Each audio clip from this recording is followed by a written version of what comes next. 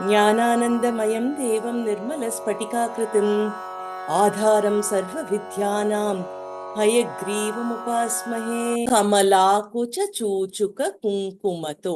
So here everything is a sambodhana except the verbal phrase which is Vijayi Bhava.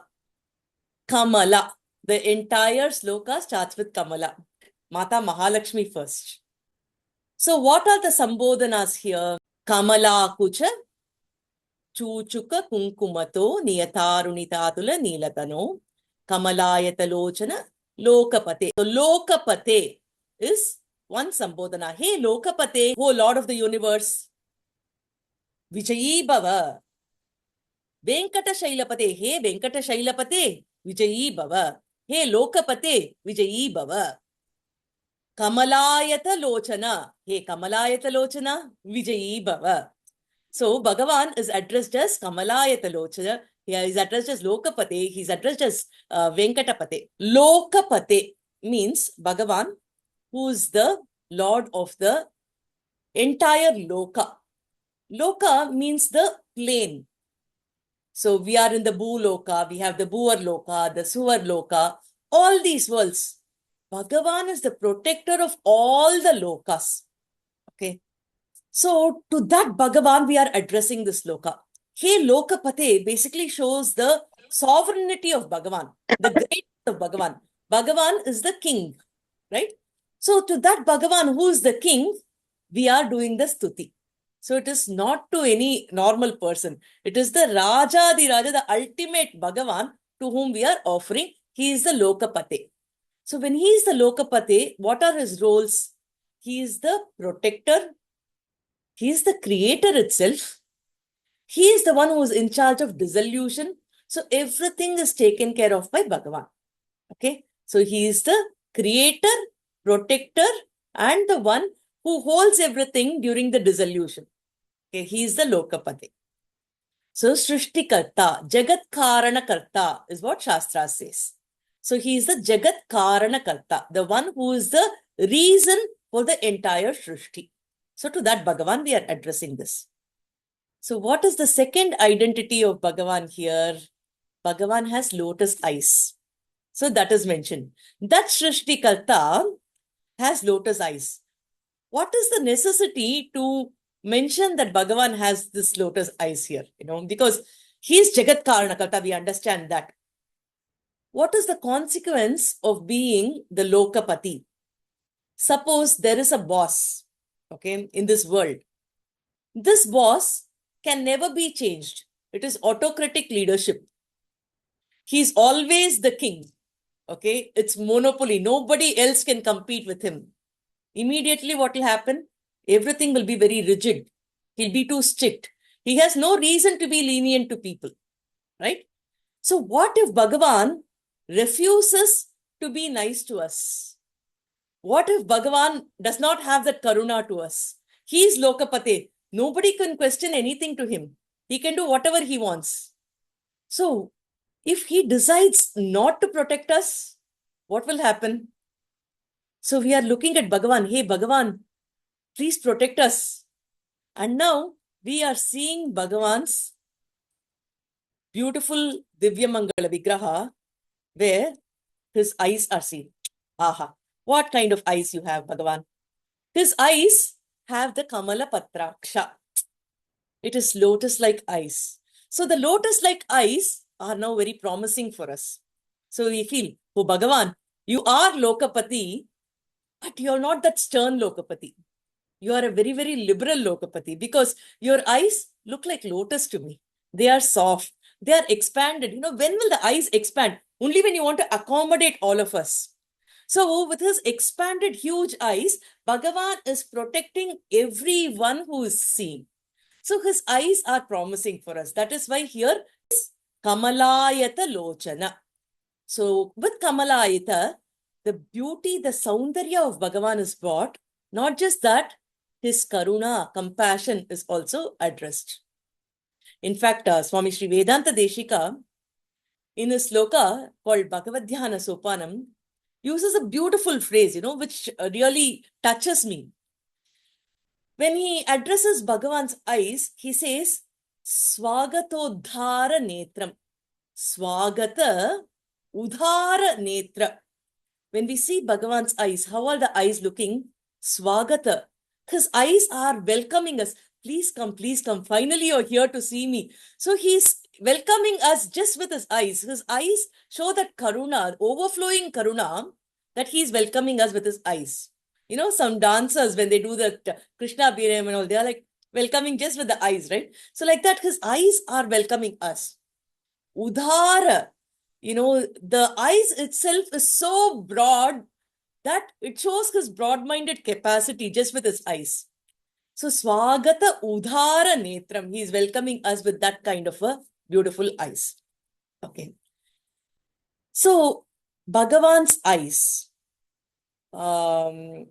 It is mentioned that the fish feeds the little ones just by its eyes, you know.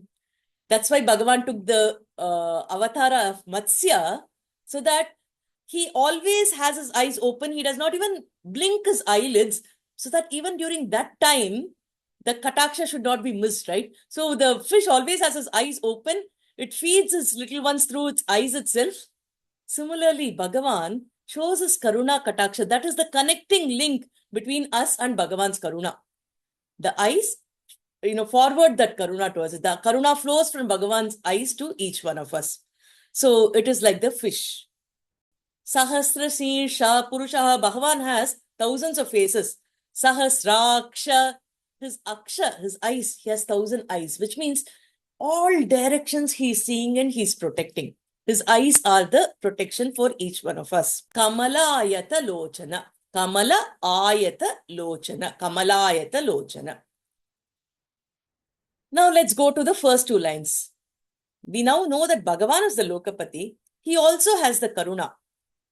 But now, what is the source of that Karuna? How is it that Bhagavan's eyes have so much of Karuna for us?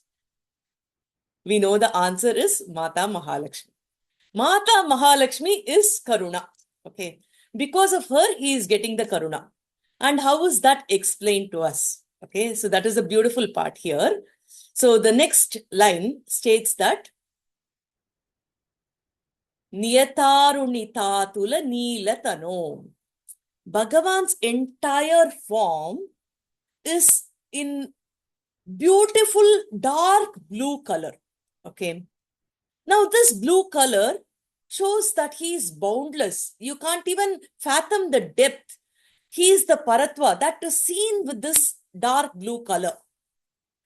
Now this dark blue color is so beautiful that whenever we see a rainfall, we should associate it to Bhagavan. That's why Bhagavan is called as Neela Megha Shamala. Our ancestors always connect Bhagavan to nature so that we always can dwell with him, right? Now this nature, what does it show? The clouds are there. Whenever the clouds are going to have, they're going to shower rain. What happens to the clouds? The clouds become dark in color. Because whenever there is water content in the cloud, the white cloud turns black. Now, the darker it is, it means the shower is going to be very heavy. Now, Bhagavan is really dark in color, which means he is going to shower his karuna on us. The symbolic representation of his color is to show the quantity of karuna that he has. Now, what happens after all his karuna gets exhausted? Does he turn white? Bhagavan's karuna can never be exhausted. So he is eternally black. In fact, Alvars say that his black keeps growing. He is becoming blacker by the day, it seems. So the growing black, my pranams to his growing black, it seems. So that is the kind of karuna that Bhagavan has. Now with so much of karuna, what happens? The source of that karuna needs to be identified, right? So here this sloka says, Niyatarunitatula Neelatano.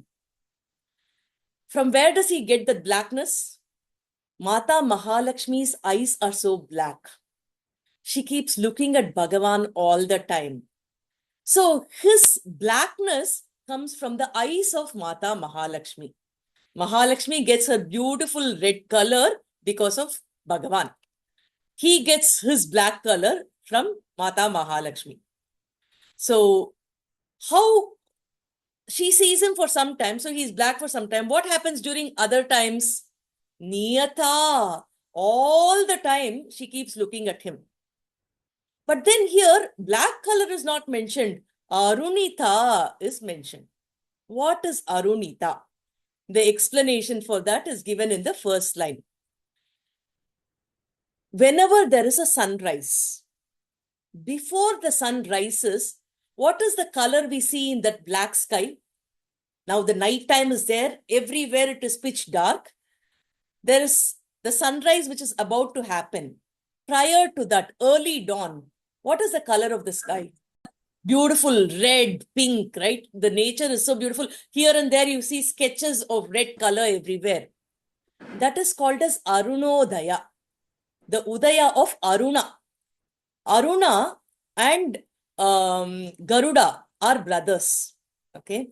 So Aruna becomes the charioteer for Surya Deva and Garuda became the Vahana of Bhagavan. Okay. So this Aruna is the charioteer of Surya Bhagavan, right? So he should first come and then Surya will come. So the Arunodaya is the red color phase, after which the Suryodaya comes. This early morning dawn time should remind us of this beautiful experience of Mata Mahalakshmi and Bhagavan. Because these red streaks that are seen are from Mata Mahalakshmi.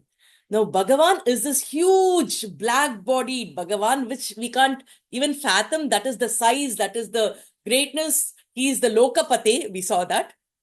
To that Bhagavan, Mata Mahalakshmi has been really intimate with him. Now, what happens? She is applied a lot of kumkum. Now, early morning, during the Suprabhata Seva, when we see Mata Mahalakshmi is now sharing that redness with Bhagavan. So she is like the Arunodaya, and that Aruna falls on this black body of Bhagavan. Whenever we think of this early morning dawn, the eternal dawn, the intimate relationship with Mata Mahalakshmi and Bhagavan can be seen by us. This intimate relationship is what gives him the title of Shriyapati. Bhagavan is Sri Srinivasa.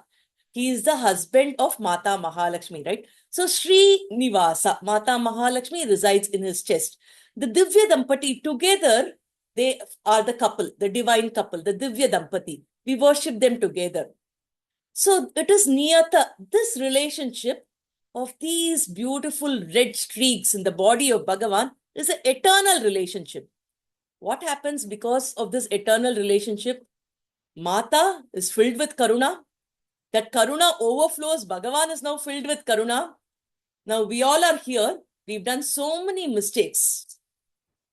When they both are so attracted and so intimate, Mata protects us by making him ignore our mistakes. Now Bhagavan is looking, what is the mistake that you did? And then she is like there, She is the Purushakara connecting the children with Bhagavan, that Bhagavan does not even look into our mistakes.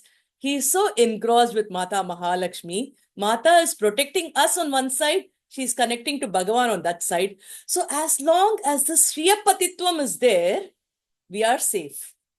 Mata Mahalakshmi will protect us with all the Karuna.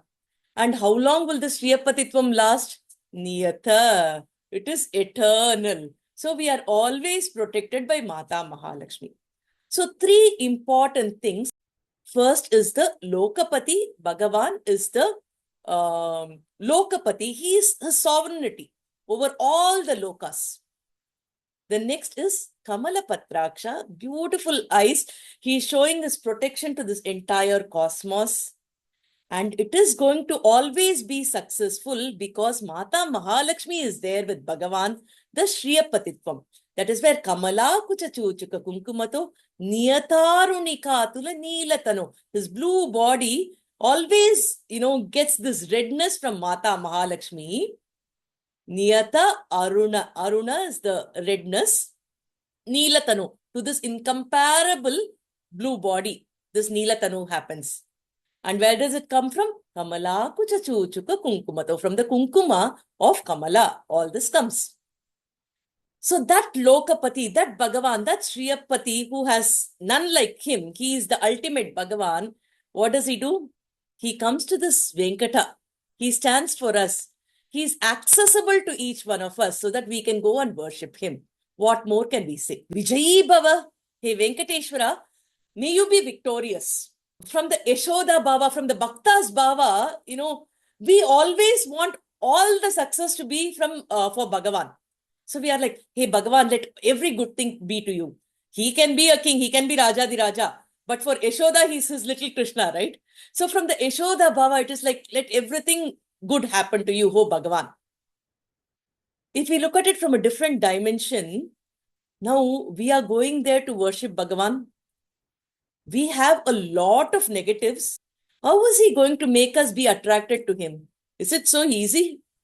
How am I going to get attracted to Bhagavan all the time? How am I going to have my focus, my concentration on Bhagavan? This is a big challenge.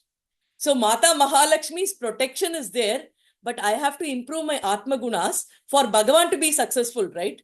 So we are saying, hey, Bhagavan, please be victorious. You have to help me climb up the ladder. This is a huge challenge. Mata Mahalakshmi is there because of which your success is always guaranteed. So may you be successful in helping me be successful so that you will be successful. So this is the biggest challenge. So we are praying to Bhagavan, hey, Vijayi Bhava. If you are successful, which means that I can, climb up, I can surrender, I can be of service to you, ho Bhagavan, which will in turn mean your victory, right? So that is a very, very interesting interpretation there. Kamala kuchachuchuka kunkumato niyatarunitatula Kamalayatalochana Vijayi Bhava Venkata All this speak about Bhagavan's greatness as the ultimate sovereign ruler, which is his Paratvam. It speaks about his Saulabhyam being accessible to us. And it also speaks about his availability to us. He comes to this Venkatagiri. He waits for us. So we are able to go and worship him there. So it brings us Sausilya Guna. All these are brought about in this particular sloka. So we have to remember Bhagavan as the Paratva, Bhagavan Saulabhya, and Bhagavan's Sausilya. These three important things are communicated in this sloka. Jai Shri Krishna.